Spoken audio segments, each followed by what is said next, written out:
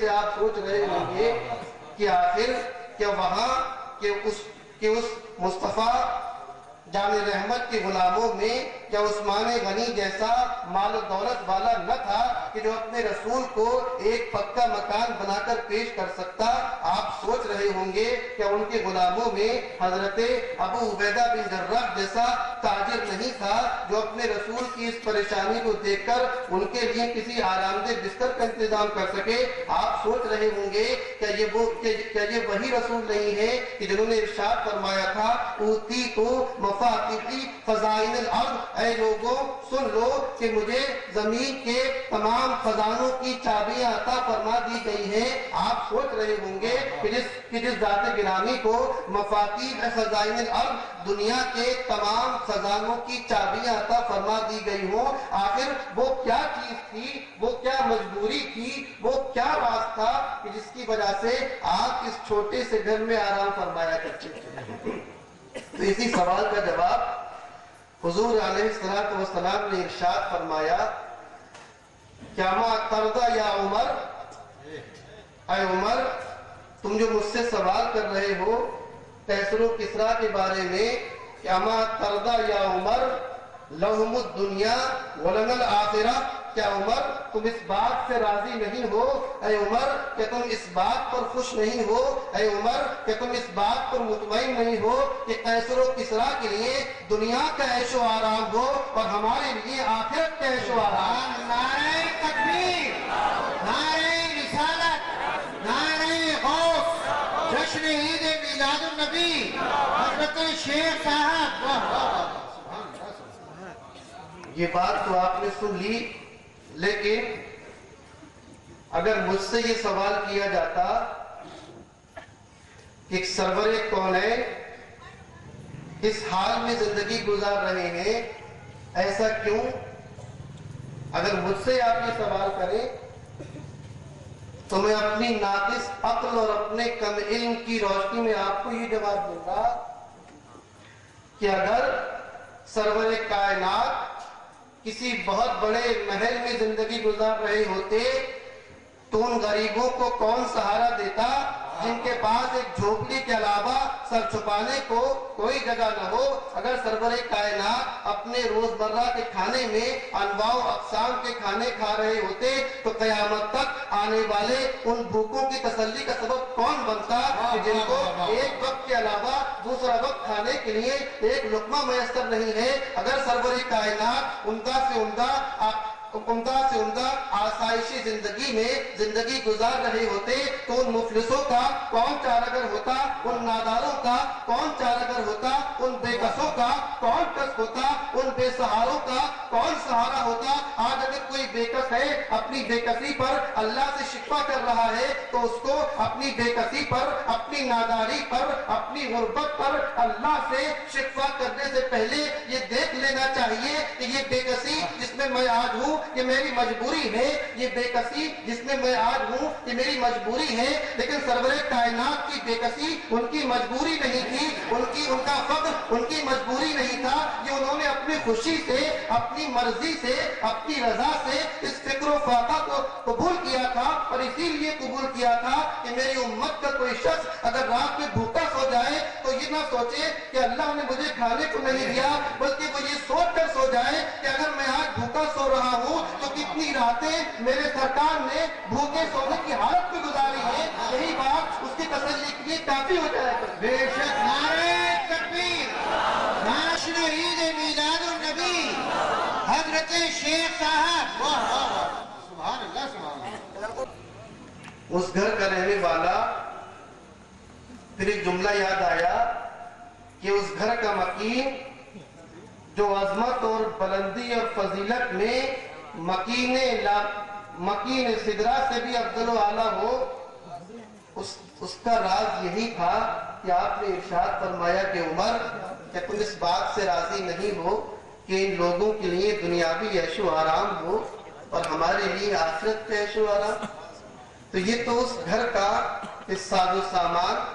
اس گھر کی رونق اور اس کا یہ عالم تھا جو میں نے آپ کے سامنے پیش کیا۔ اب آگے چلیے، میں نے کل بھی یہ بات کہی تھی کہ ہم جب سیرت طیبہ کے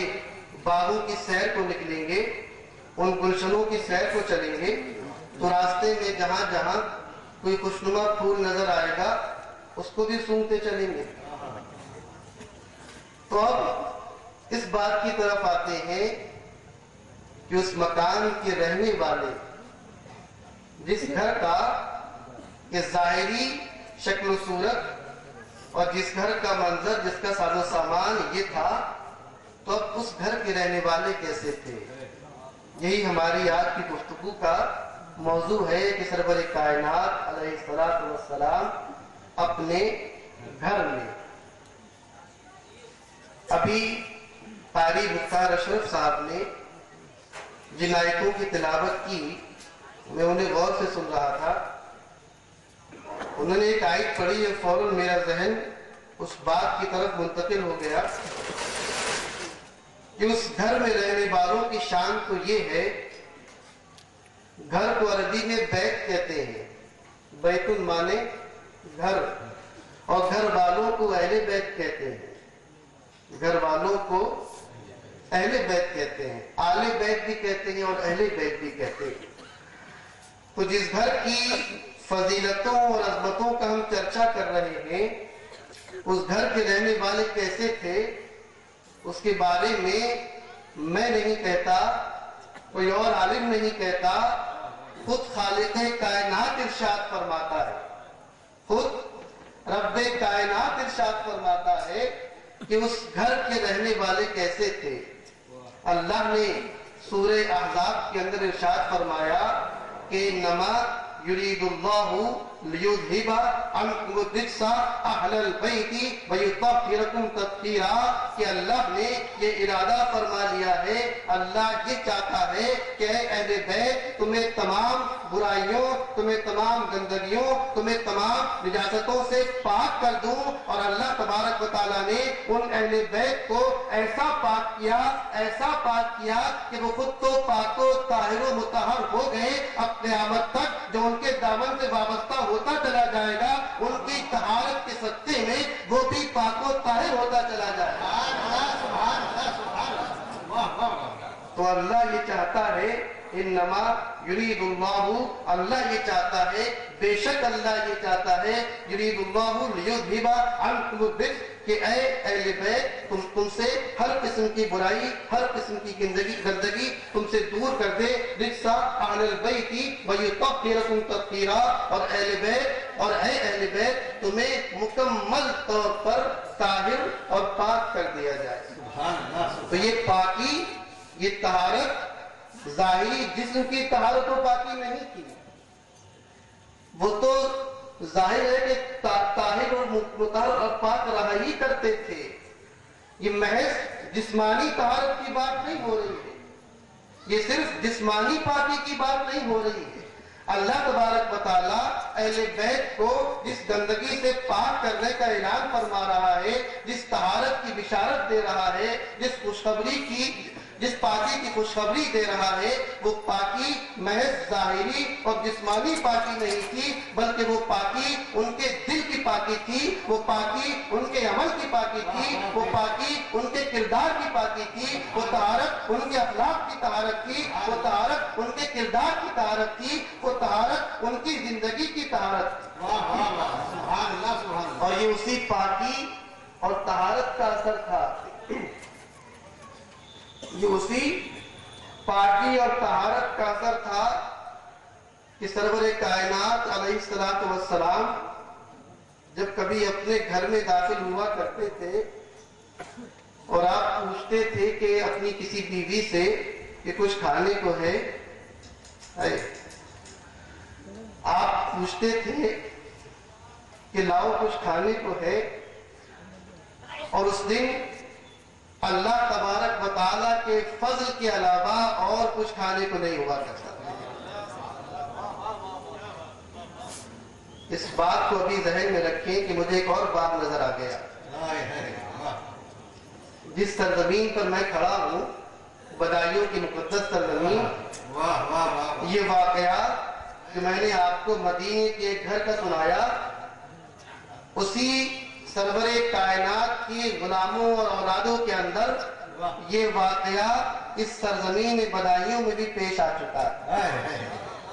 اس بدایوں میں رہنے والا ایک چھوٹا سا بچہ جب مدرسے سے پڑھ کر اپنے گھر پہنچتا ہے اور اس کی بیوہ ماں جس کے شوہر کا انتقال ہو چکا ہے اپنے مدرسے سے بھوکا پیاسا وہ بچہ اپنے گھر پہنچا اور اپنی ماں سے کہا کہ ماں میں پڑھ کر آیا ہوں، قرآن پڑھنے گیا تھا، بہت محنت کی ہے، بڑی بھوک لگ رہی ہے، کچھ کھانے کو ہے؟ تو اس کی ماں نے اس کو جواب دیا تھا کہ بیٹا نظام الدین آج ہم اللہ کے مہمان ہیں، بیٹا نظام الدین آج ہم اللہ کے مہمان۔ مطلب یہ تھا کہ اللہ کھانے پینے سے پاک ہے، اللہ کھاتا پیتا نہیں ہے،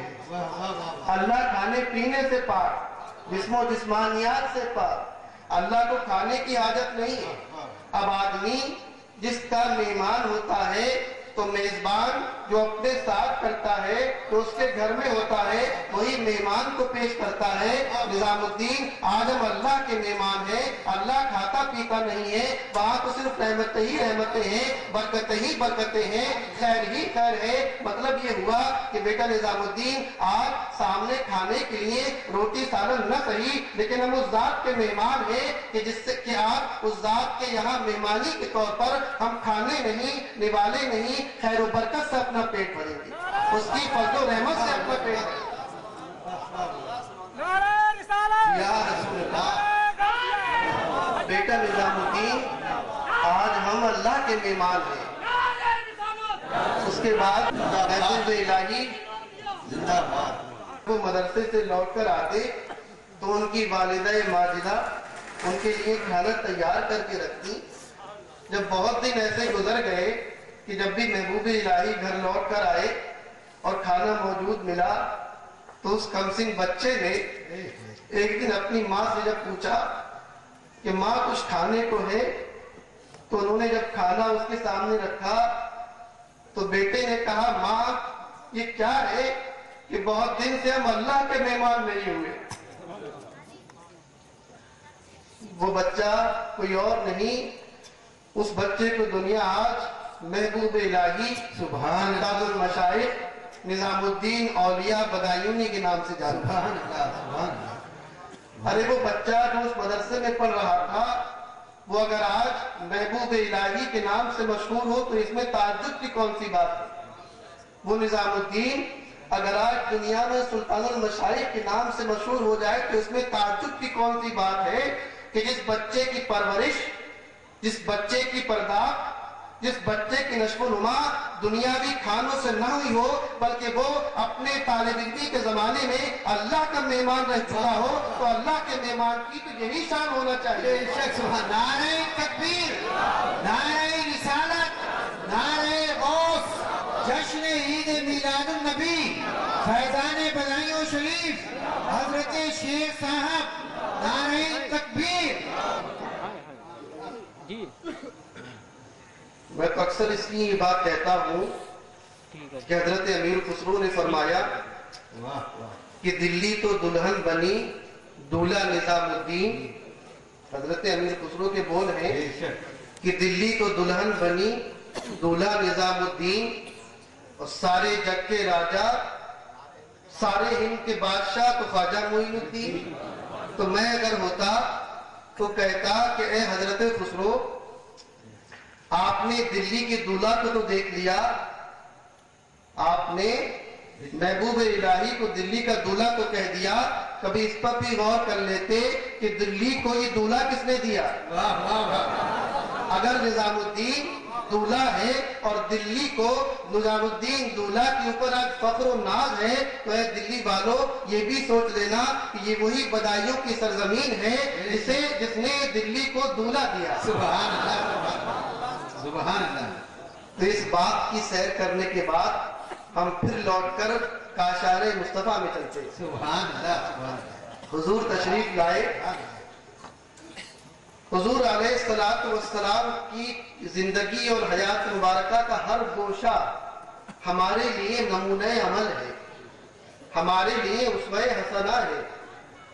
اس کے نقش قدم پر چلنے اور اس پر عمل کرنا آج بھی ہمارے لیے ذریعہ نجات ہے، اور حقیقت یہ ہے کہ اس کے علاوہ دنیا میں اور کوئی ذریعہ نجات نہیں۔ تو یہ واقعات اس لیے نہیں سنائے جاتے کہ محض ان کو سن کر آدمی نعرے لگا لے، بلکہ یہ واقعات اس لیے سنائے جا رہے ہیں کہ ان کو غور کریں، ان پر غور کر کے ان سے اپنی زندگیوں کا مقابلہ کریں، موازنہ کریں، کمپیئر کریں، اور پھر یہ دیکھیں کہ وہ سرور کائنات وہ اپنے گھر میں اپنی بیویوں کے ساتھ، اپنے بچوں اور نوازوں کے ساتھ، اپنے دوستوں اور احباب کے ساتھ اور اپنے نوکروں کے ساتھ کس طرح سلوک کیا کرتے تھے، اور ہم خود کس طرح سلوک کرتے ہیں۔ تو جب گھر میں تشریف لائے اور اپنی کسی بیوی سے پوچھا کہ کچھ کھانے کو ہے، آپ ذرا سوچئے تھوڑی دیر کے لیے کہ اگر آج ہمارے سماج، ہمارے ماحول کا کوئی مسلمان اپنے گھر میں داخل ہو اور اپنی بیوی سے یہ پوچھے کہ گھر میں کچھ کھانے کو ہے، مجھے بڑی بھوک لگی ہے، اور بیوی یہ کہہ دے کہ آج کھانے کو نہیں ہے کہ میں کھانا نہیں پکا سکی، تو آج ہمارا معاشرہ جس راستے پر جا رہا ہے تو اس کے نتیجے میں اس کی سانس جب تک چلتی رہے گی اس وقت تک طلاق دیتا رہے گا۔ اتنی سی بات ہے، یہ ہمارے لیے لمحہ فکریات عبرت کی جا، اتنی معمولی بات پر وہ ایک سانس میں جتنی بار طلاق دے سکتا ہو دے ڈالے گا۔ لیکن یہ مصطفیٰ کا کردار، اور یہ کردار ہمارے لیے نمونہ ہے۔ ادھر کہاں دیکھ رہے ہیں؟ آپ مجھے دیکھیے بار بار، ادھر کہاں دیکھ رہے ہیں؟ آپ اس سے ادھر دیکھ رہے ہیں، مجھے اس کا لگ رہا ہے نا اس سے کیا مطلب ادھر کیا ہے، کس کو دیکھ رہے ہیں؟ آپ کو ایسا لگاؤ، مجھے لگ رہا ہے کہ آپ پیچھے دیکھ رہے ہیں، میں سمجھ رہا ہوں کہ آپ ادھر دیکھ رہے ہیں۔ اللہم صلی علی سیدنا محمد وعلی آلہ سیدنا محمد صلاۃ و سلام علیک یا رسول۔ تو میں یہ کر رہا تھا کہ جب آپ گھر میں داخل ہوئے اور اپنی بیوی سے پوچھا کہ کچھ کھانے کو ہے، تو جب انہوں نے یہ جواب دیا یا رسول اللہ گھر میں کھانے کو کچھ نہیں ہے، تو پتہ ہے کہ اس کا جواب حضور نے کیا ارشاد فرمایا۔ یہاں دونوں باتیں ہیں، ایک بات تو یہ کہ آپ کو جو بھوک تھی وہ تو تھی، وہ تو آپ برداشت کر ہی رہے تھے۔ آپ نے یہ سوچا کہ جب میری بیوی نے مجھ سے یہ کہا کہ گھر میں کھانے کو کچھ نہیں ہے، تو اس کے دل میں یہ خیال ہو رہا ہوگا کہ میرا شوہر جو صرف میرا شوہر ہی نہیں میرا رسول بھی ہے، جو محض میرا شوہر نہیں میرا رسول بھی ہے۔ جب میں اس سے یہ کہوں گی کہ گھر میں کھانے کو کچھ نہیں تو اس کے دل پر کیا گزرے گی؟ تو یہ سوچ کر ان کی بیوی کو کتنا ملال ہو رہا ہوگا کہ میں اپنے شوہر اور اپنے رسول کے لیے کھانے کا انتظام بھی نہ کر سکی۔ حضور نے اس کو محسوس کیا، اور آپ نے یہ چاہا کہ اپنی بیوی کو یہ احساس نہ ہونے دوں کہ اس کے اس جواب سے مجھے تکلیف پہنچی ہے، اپنی بیوی کو اس بات کا احساس بھی نہ ہونے دوں کہ اس کے اس جواب سے مجھے تکلیف پہنچی ہے۔ واقعہ پھر یاد کیجئے سرور کائنات، اور وہ سرور کائنات کہ اگر آج ہمارے اور آپ کے پیٹ میں رزق کا ایک دانہ جاتا ہے تو یہ بھی وجود مصطفیٰ اور عطاء مصطفیٰ کا صدقہ ہے، کیونکہ حضور نے ارشاد فرمایا انما نقاسم واللہ یعطینی، میں اللہ کی نعمتیں تقسیم فرمانے والا ہوں، اللہ عطائیں کرنے والے ہیں۔ یہ وہی سرور کائنات ہیں جو اپنے گھر میں داخل ہوتے ہیں، اپنی بیوی سے پوچھتے ہیں کہ کچھ کھانے کو ہے یا نہیں۔ جب وہ عرض کرتی ہیں کہ یا رسول اللہ آج کچھ کھانے کو نہیں، تو جواب میں آپ اس لیے ارشاد فرماتے ہیں کہ میرے بیوی کا دل نہ ٹوٹ جائے، آپ یہ کہہ کر گھر سے باہر چلے جاتے ہیں کہ چلو کوئی بات نہیں، آج میرا روزہ تھا۔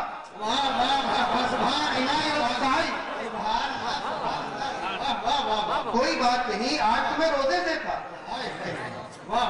یہ کردار مصطفیٰ کی بات ہے، یہ اخلاق مصطفیٰ کی بات ہے۔ انی انا الصائم، کیونکہ صبح سے میں نے کچھ نہیں کھایا تھا، میں نے روزے کی نیت کر دی۔ جب آپ نے یہ فرمایا کہ آج تو میرا روزہ تھا، تو ان بیوی کے دل کو بھی ڈھارس بنی کہ چلو ٹھیک ہوا، اچھا ہوا ان کا روزہ ہے، ورنہ مجھے ان کے سامنے اور ان کے رب کے سامنے شرمندہ ہونا پڑ گیا۔ تو میں اپنی بیوی کے اس خیال کو دور کرنے کے لیے، اس کی شرمندگی کو دور کرنے کے لیے آپ نے ارشاد فرمایا چلو کوئی بات نہیں، انی انا الصائم، میرا آج روزہ۔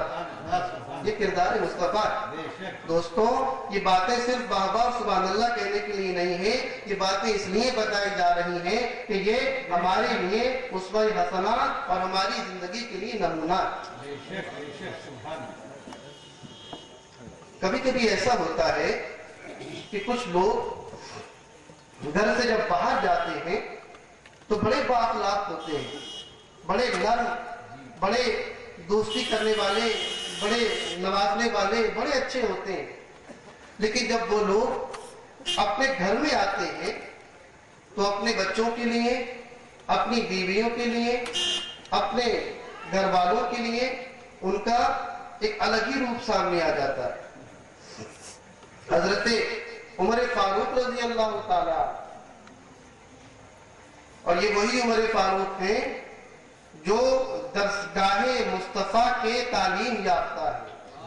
جو بارگاہ مصطفیٰ کے فیض یافتہ ہے۔ حضرت عمر فاروق نے ایک شخص کو یمن کا گورنر بنا دیا، یمن کا گورنر مقرر فرما دیا، اور ان کو حکم نامہ لکھ کر دے دیا کہ جاؤ میں تمہیں یمن کا گورنر بنا رہا ہوں۔ اس کے بعد جب وہ جانے لگے تو حضرت عمر فاروق سے ملنے کے لیے آئے، الوداع کہنے کے لیے آئے ہوں گے۔ تو جب پہنچے تو دیکھا کہ حضرت عمر فاروق لیٹے ہوئے ہیں اور ایک بچہ ان کے سینے پہ بیٹھ کر ان کی داڑھی میں انگلیاں کر رہا ہے۔ اب ذرا وہ منظر تصور میں لائیے کہ وہ عمر کہ جس کی شوکت اور جس کی ہیبت اور جس کے روب سے قیصر و کسریٰ کے قلعوں میں دراریں پڑ جایا کرتی ہیں، وہ عمر جس کے بارے میں حضور نے ارشاد فرمایا کہ عمر کے روپ کا عالم یہ ہے کہ جس راستے سے عمر جاتا ہے اور اگر سامنے سے شیطان آ رہا ہو تو عمر کی ہیبت کو دیکھ کر شیطان راستہ بدل دیتا ہے۔ وہ عمر جو گھر کے باہر جو دشمنان خدا و رسول کے لیے اتنے سخت ہوں، جو شیطان کے لیے ایک پتھر کی طرح، ایک سیسا پلائی ہوئی دیوار کی طرح سخت ہوں، وہ عمر کہ جن کی تلوار نے کبھی دشمنان مصطفیٰ کے سامنے